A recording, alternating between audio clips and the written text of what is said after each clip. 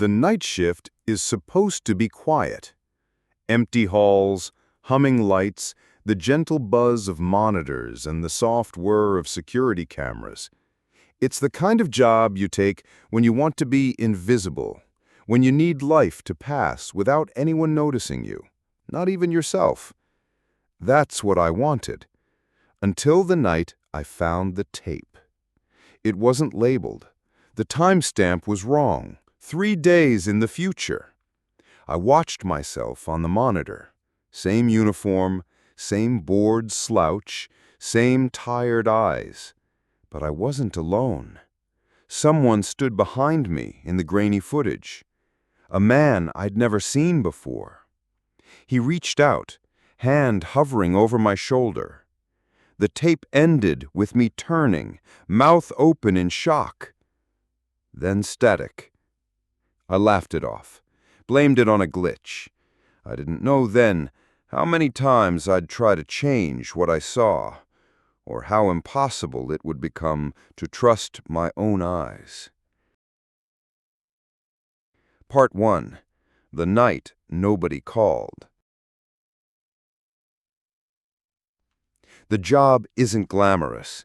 I work security at the Mallory District Storage Complex, a maze of locked steel doors, yellowed linoleum, and concrete hallways that always smell faintly of bleach and old cardboard. My kingdom is a cramped room lined with flickering monitors and a battered desk. The night I found the tape, it was raining, the kind of rain that rattles pipes and makes the fluorescent lights buzz a little louder. Most nights, there's nothing to see. At 2 a.m., even the rats take the night off. That night, nobody called. Not my boss, not the old woman in Unit 117 who always thinks someone is watching her, not my ex-wife who sometimes drunk dials just to remind me what I lost.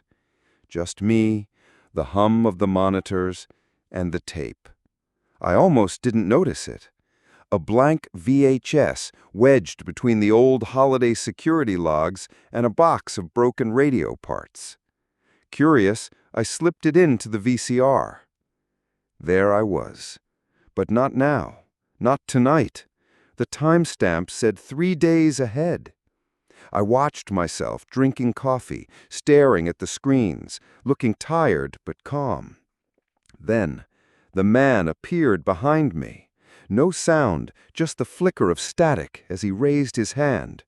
I watched, frozen, as the future version of me turned, eyes wide, mouth moving, and then the screen went dead. I ejected the tape, hands shaking. I checked the door behind me. Nothing. But in that moment, the quiet didn't feel safe anymore. Part 2.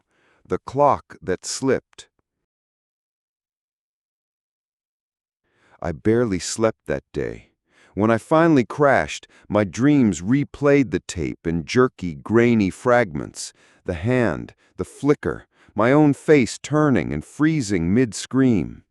I told myself it was a prank. Maybe a bored tech at the main office spliced some footage to mess with me. But that night, when I got to work, I checked the VCR. The tape was gone. So was the empty box it had come from.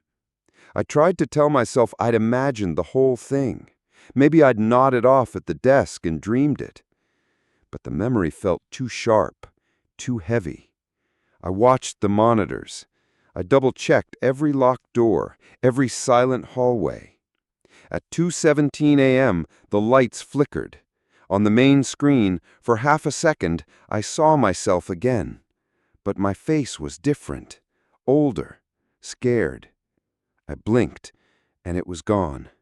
I checked the system logs the next morning. No glitches, no power surges, no sign that anything had happened at all. But I knew what I saw, and I knew it was only the beginning. Part 3. The Face in the Glass. The next night, I arrived early. Every inch of the security office felt off, colder, smaller, as if the room itself was bracing for something. I locked the door behind me and checked every monitor, every feed. Nothing but empty corridors and the occasional flicker of a distant light. I stared at the monitors, but my eyes kept drifting to the cheap glass window that separated the office from the hall. It reflected everything: the buzzing fluorescent light, the monitors, my own hunched form. At 2 a.m., I caught movement in the reflection. Not on the screen, in the glass. Behind me, just like on the tape, a shadow shifted. Broad shoulders, a head bowed as if in grief or prayer. My heart thudded. I spun in my chair. No one.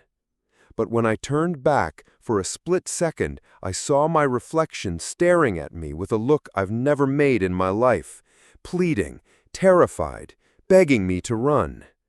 The phone rang, slicing the moment in half. I snatched it up. Silence, just faint static, and something like a whisper I couldn't quite make out. Then a click. Dead line. When I looked at the window again, it was just me. But I didn't trust that anymore. Part 4. The folder that shouldn't exist.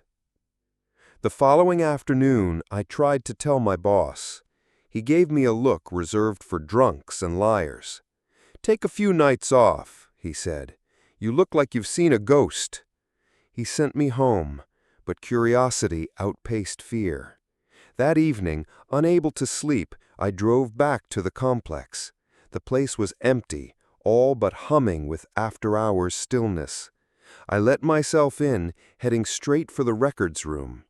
Rows and rows of old paper logs, tapes, dust, the past quietly rotting in cardboard.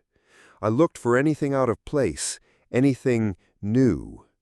Near the back, wedged between years of faded invoices, I found a thick manila folder. No label, no dust.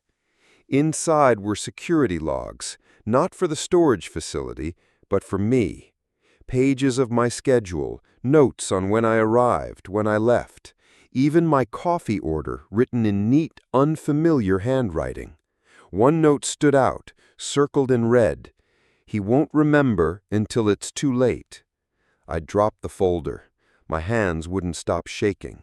Suddenly, all the monitors flickered on, though the office was supposed to be empty. On every screen, the same footage played on loop. Me, turning in the chair, a man's hand reaching for my shoulder, and the timestamp counting down. 3 days left. Part 5. The Girl in Unit 117. The next night, I arrived before midnight. I couldn't help myself. Every time I closed my eyes, I saw that hand reaching, the red circle on the folder, the countdown. I started making rounds, walked the corridors, checked the locks. When I reached Unit 117, I paused. Mrs. Liddell, the old woman who rented the unit, was usually asleep by now. But tonight, the light beneath her door was on. I knocked, trying to sound casual. Her voice came, thin and nervous. "Who's there?" "Security," I answered. "Just making sure everything's all right."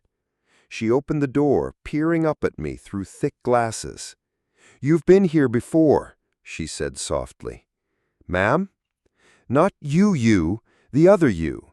He asked about the knocking." A chill crawled up my spine. "What knocking?" She glanced down the hall, eyes full of secrets. "The one at 217. It always comes for the lonely." She pressed something into my hand, a key, old, tarnished, cold as ice. "If you hear it, don't open the door," she whispered. I tried to give the key back, but she was already closing the door. That night, I watched the clock. At 2:17 exactly, something heavy knocked twice on the security office door. I held the key so tightly it bit into my palm. I didn't open the door. Part 6. The New Tape. The next morning, as I was leaving, I noticed a VHS tape on my desk. No label, no dust. I hesitated, then shoved it into my bag. At home, I waited until sunset, drew the blinds, locked every door. With trembling hands, I pushed the tape into my old VCR. Static.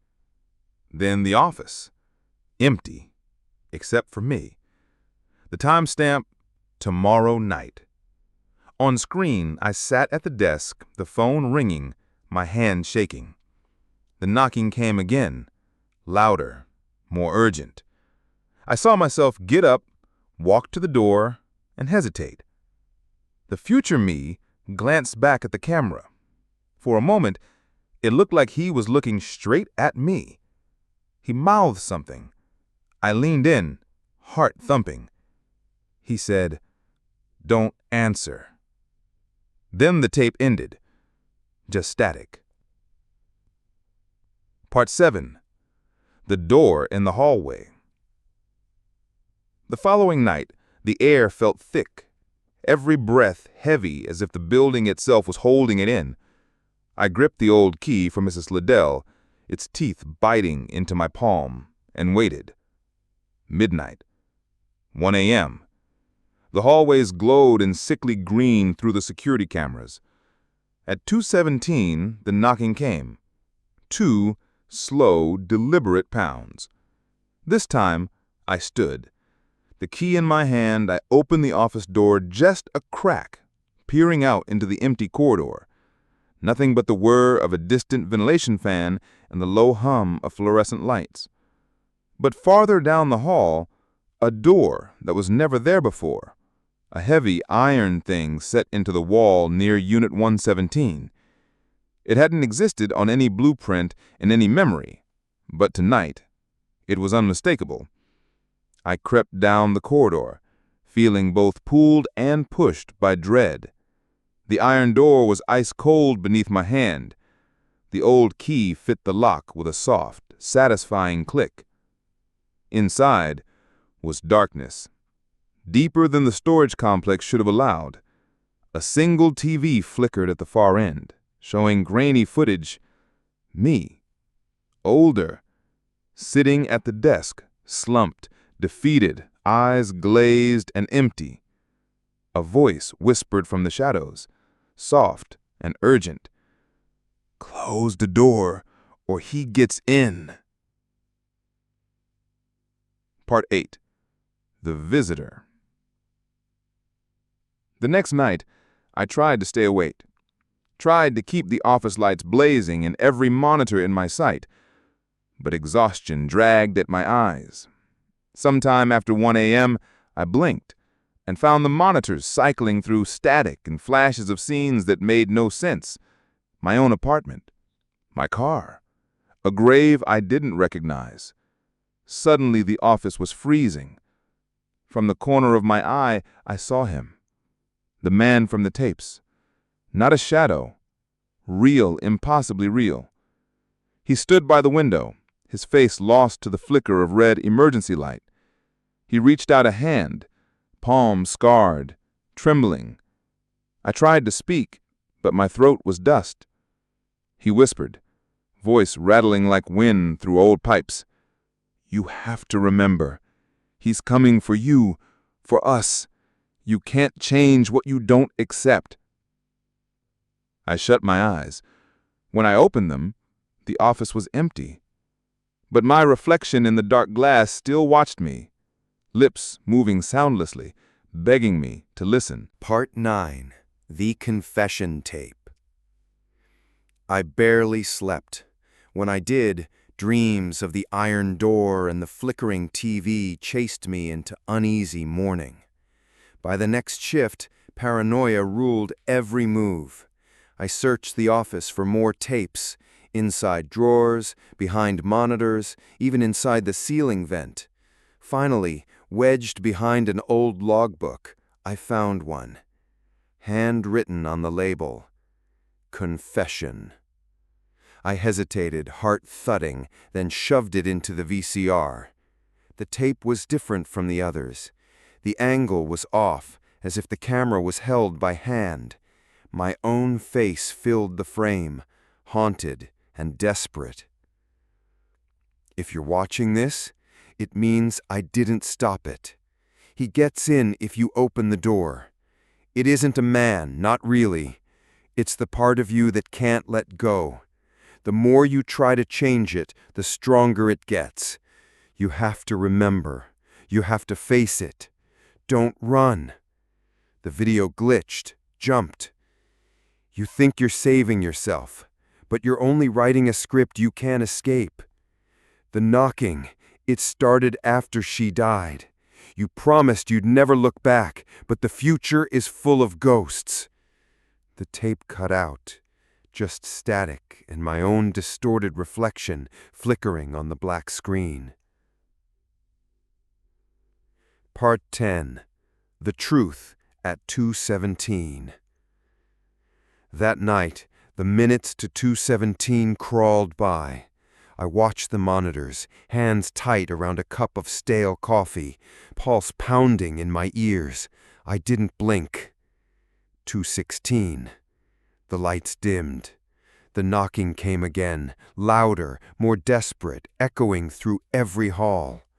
I stood and walked to the door, every step heavier than the last. The old key burned in my palm. I pressed my ear to the metal. A voice, my own, yet not mine at all, whispered through the crack. You can't erase what you refuse to accept. I slid the key into the lock, but hesitated. What was I trying to change? What memory did I fear most? The monitors flickered, every screen now showing me standing alone, facing the door, the future rushing at me in static and fear. I turned the key. Part 11. The Other Side of the Door. The door opened with a groan, heavier than it should have been. Cold air washed over me, not from the storage halls, but from somewhere older, deeper. I stepped through. I was in the security office, but not mine. Everything was reversed, mirrored, wrong. The monitors showed footage in negative, every light a shadow. At the desk sat another version of myself.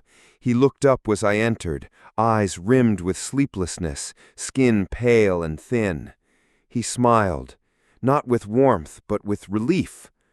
"You finally made it," he said, voice brittle. "Who are you?" I asked, throat raw. He gestured at the monitors.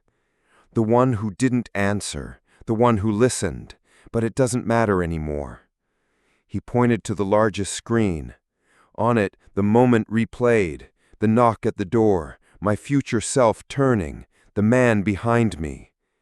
"You keep trying to change what happens, but you never ask why it happens." He leaned forward, voice low.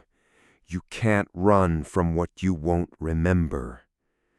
Suddenly, all the screens flickered to a single image. A gravestone, my ex-wife's name, the date, a year ago. Fresh flowers on the earth. I staggered back. He watched me, tears in his eyes. "She was the only thing holding the door closed," he whispered. "You opened it the night she died." Part 12. The Final Knock. The air buzzed with static. Somewhere far away, or maybe just in my mind, the knocking started again. Only this time, it came from inside. My other self stood, beckoning. "You have to remember. You have to let go." I felt the world narrowing, collapsing, the hallways shrinking to a single corridor. The night of her funeral, the promise I made never to come back here. The guilt that clung like a second skin. You let him in because you missed her. You let the future eat you alive because you were afraid of what the past left behind.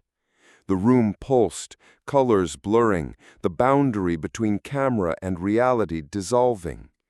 He held out a hand. Let go. I reached for him, for myself, for the memory, and the knocking stopped. Part 13. Sunrise over static.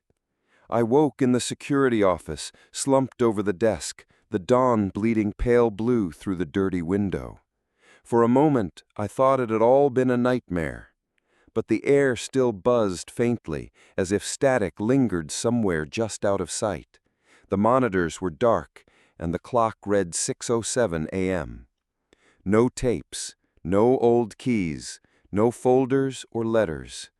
But on the desk lay a single slip of paper, torn from a notebook. My handwriting, but older, shakier.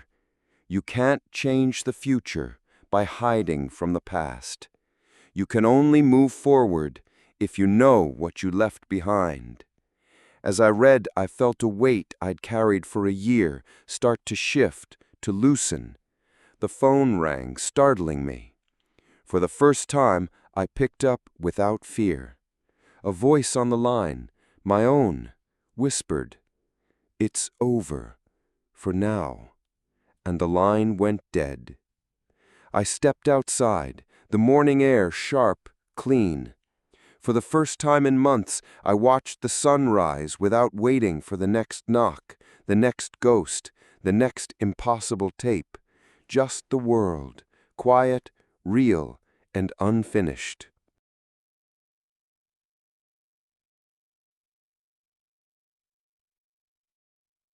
Epilogue. The door that isn't there. Some nights, when the wind is right and the city is quiet, I still hear it. The knocking, faint as memory. But I don't answer anymore. I walk the storage halls, lights humming, old ghosts drifting away in the dust. There's no iron door in the wall by Unit 117, no tape waiting for me on the desk. Just the silence that comes after you stop running from yourself. The security office feels bigger now, the future less certain, but lighter. And sometimes, just before dawn, I catch my reflection in the glass. He smiles back, tired, but honest, ready for whatever comes next.